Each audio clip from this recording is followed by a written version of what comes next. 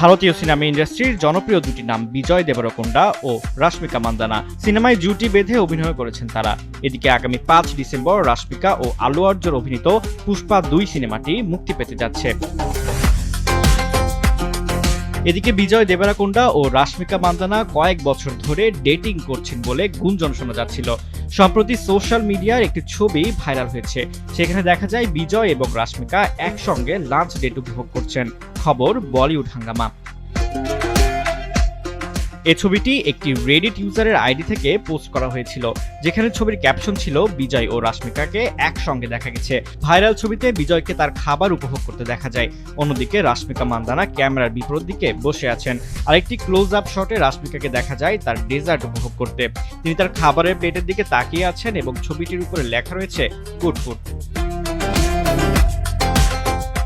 এই ছবিটি মূলত পুষ্পা ২ অভিনেত্রী তার ইনস্টাগ্রাম হ্যান্ডেলে তার ডিয়ার ডায়েরি নোটের অংশ হিসেবে শেয়ার করেছিলেন। তিনি এই ছবিগুলো আগস্ট মাসে পোস্ট করেছিলেন এবং লিখেছিলেন, মিষ্টি ট্রিট, এটি আমার জীবনের একটি গুরুত্বপূর্ণ অংশকে বর্ণনা করে।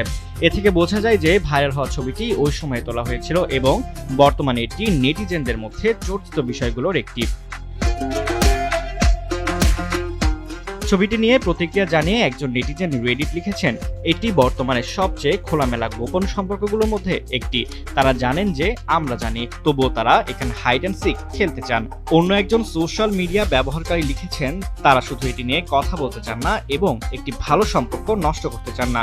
তারা জানেন যে আমরা জানি, তবে সেটা নিয়ে তারা চিন্তিত নন, কিন্তু তারা পাবলিকলি এ বিষয়ে কথা বলতে চান না। আরেকটি মন্তব্যে বলা হয়েছে, তারা হাইড অ্যান্ড সিক খেলছেন না, তারা একসঙ্গে সুখী রয়েছেন কিন্তু কিছু শেয়ার করছেন না। কার্লি টেলসের একটি সাক্ষাৎকারে বিজয় দেবরকোন্ডা তার সম্পর্কের অবস্থা নিয়ে খোলামেলা কথা বলেছেন। সেখানে তিনি বলেন, আমি ৩৫ বছর বয়সী, তুমি কি ভাবো আমি একা থাকবো?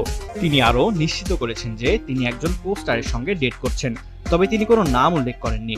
কিন্তু ২ তারকার ভক্তদের ধারণা বিজয় রাশমিকা ডেট করছেন। বর্তমানে বিজয় তার নতুন ছবি VD12 এর জন্য প্রস্তুতি নিচ্ছেন।